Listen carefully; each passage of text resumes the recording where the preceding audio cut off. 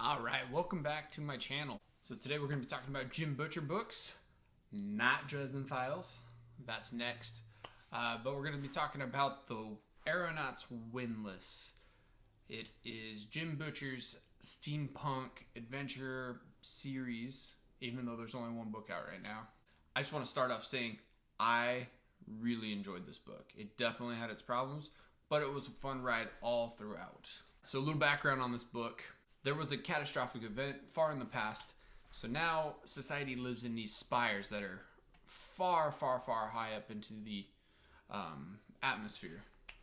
There are tales of the surface being completely uninhabitable. That's where people and ships and whatnot go to die. It's covered with these monstrosities of creatures. So society lives in these giant spires, and there's different levels. As you go higher up, it's higher society, and as you go farther down, it's more like merchants or like a lower class.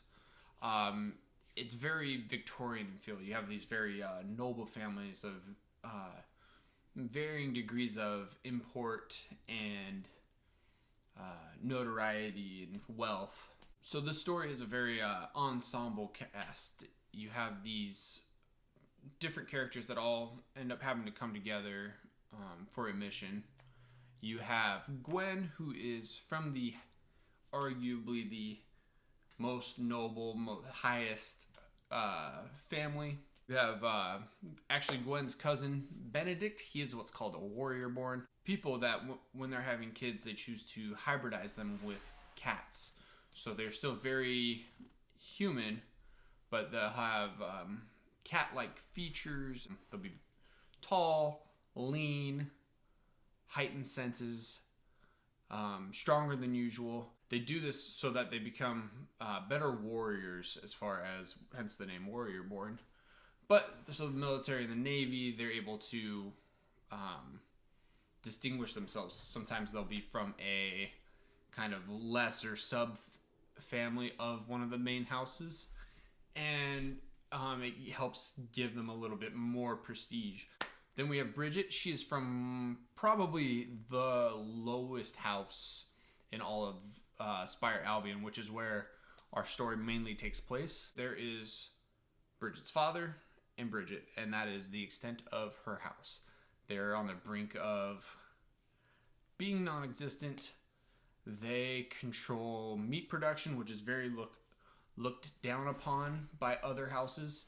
And with Bridget, you have Rowell, who is a cat. There are intelligent cats who speak not in English or human tongue, but they do have a language of their own, and humans can actually learn to speak cat and can communicate. Cats are my favorite part of this story. Although they're intelligent, they behave exactly as how you think a cat would.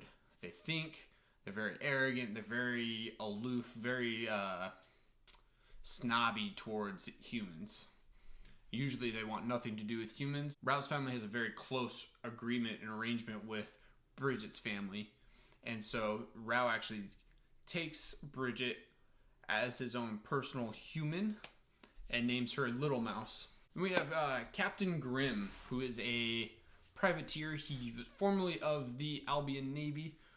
Through varying circumstances, was kicked out and is now a privateer that is kind of like in the gray area with the Navy. He goes and captures ships from other spires and brings them back to Spire Albion to sell. Lastly, we have two characters that are probably the most fun, but eccentric and weird as crap. You have Master Ferris and his apprentice Folly. They are etherealists. In this world, ether is kind of permeated throughout the world. It's what powers the crystals. But etherealists are very eccentric, as I said. They all have their weird quirks. They're very rare people, but have a lot of power. They have power over ether. They're able to Once you become a master etherealist, you can actually start to see into the future. Each etherealist has kind of a weird quirk about their personality. For instance, Folly can't speak, like at all, unless she's holding some crystals. At one point in the story, they take them away from her, and she just straight up can't form words. And as soon as she gets one, she's then able to talk to the crystal. Somebody will ask her a question, she'll go, oh, she doesn't know. She doesn't know this, as she's talking to the crystal. Another one is very prim and proper, has, immaculate dress, everything's in place, but is hard stickler on manners and etiquette. And so much so that if you, for whatever reason, are rude or are impolite or breach the rules of etiquette in some way, she'll just straight up kill you.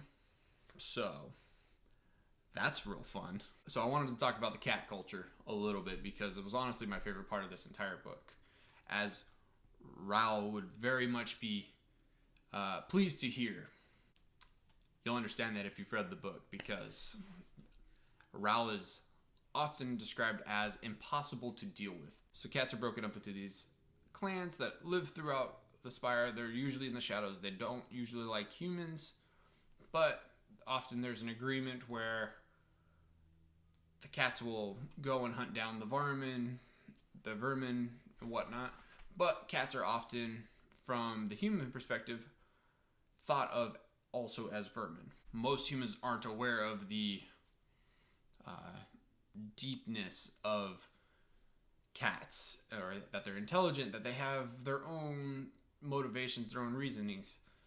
But at the same time, cats still behave very much like cats that we know. At one point in a diplomatic situation, two cats literally sit next to each other and ignore each other for like 5 hours. And at the end, the person that breaks is the one that lost that diplomatic situation. Raoul's family actually has a very close relationship, like I said, with Bridget's family. They've actually named Bridget's father a word keeper or something to that. Alright, so things that I liked. Like I said, I really enjoyed cats. Raoul was actually my favorite character in the entire book. But the thing that I also really liked was the ship combat. You could have taken the ship combat parts and substituted in words for like Pirates of the Caribbean or something, and it would have had the exact same exciting effect. I could visualize, you understood what was going on at all time. Jim Butcher wrote those parts so incredibly well. They were honestly the most exciting parts of the book. There was only just one thing that I just did not like, and it was at a certain point, the main antagonist of this book gets her feet cut out from under her and is basically rendered pointless. Up until that point, she was the most dangerous force that they honestly did not know how to deal with her. And it just made it feel like, what was the point? What was the point of having her this entire time? Oh, there's actually a way worse force out there, and this person's basically useless. Which I understand this is a series, and I understand that you might not necessarily want to be introducing the whole big bad guy. But, like I said, there was that point where all of a sudden, they weren't even the main antagonist that you've been following and, hoping doesn't win, all of a sudden is rendered useless. Overall, though, like I said, I thoroughly enjoyed this. It was such a fun adventure, and I was very disappointed to find out, as far as anybody knows, there is no concrete timeline for when the second book comes out. And that hurts a little bit.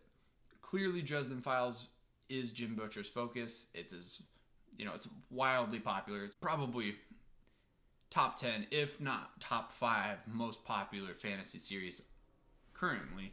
It just hurts to finish the book, be like, okay, where's the second one? And then find out, not that it's too soon for the next book to come out, but that there are no definitive plans of when that book is coming out at all. Like I said, book was incredibly fun. Highly recommend it. Especially if for whatever reason, like I had a hard time getting a hold of the first Dresden Files book, and saw that this one was pretty well recommended. So I said, all right, I'm going to pick that one up. That's all I got for today. I'll see you in a couple days. Don't forget to like, comment, subscribe. Apparently I'm a YouTuber now, so those are things that YouTubers say. And we'll see you next week.